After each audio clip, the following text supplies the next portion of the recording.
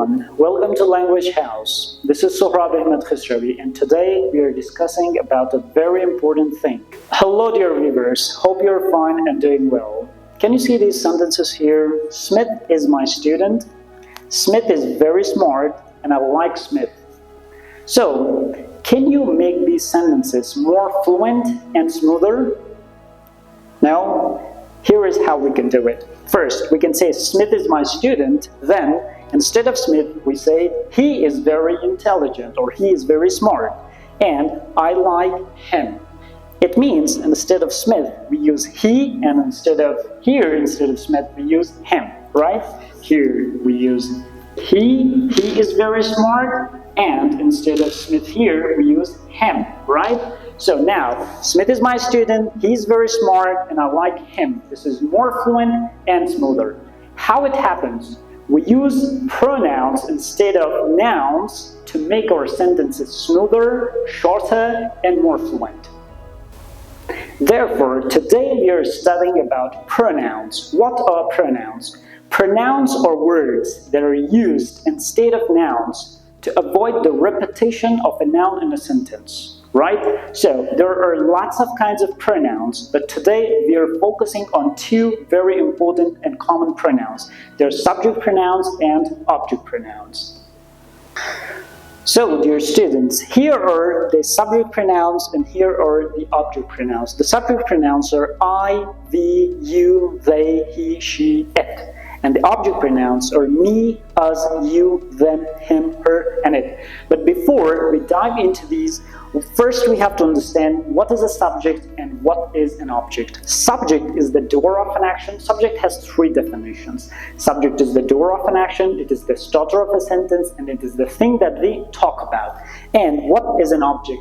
Object is the receiver of an action. So in this sentence, you can see I teach Ali.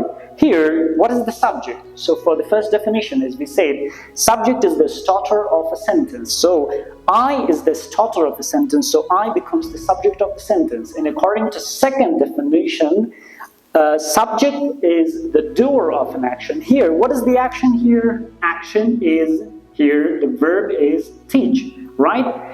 So the action teach is done by I, so I becomes the doer of the action. That's why I is the subject of the sentence. And the third definition, subject is the thing that we talk about. And remember, this is the strongest definition for a subject. I is the thing or the person that we are talking about in this sentence. I teach Ali, so I is the noun or is the thing that we are talking about. So I becomes the subject of the sentence and it does the action.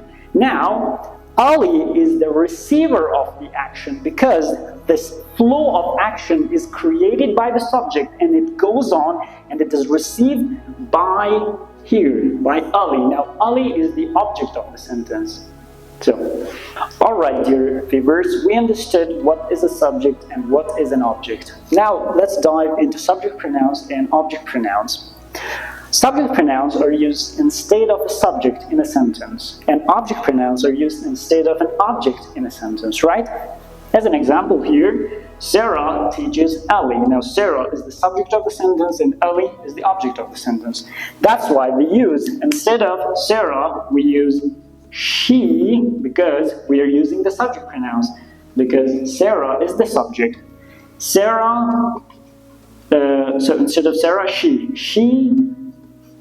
teaches. Now Ali is the object, that's why we will, choose one of the object pronouns. And which object pronoun should we choose? Him, right?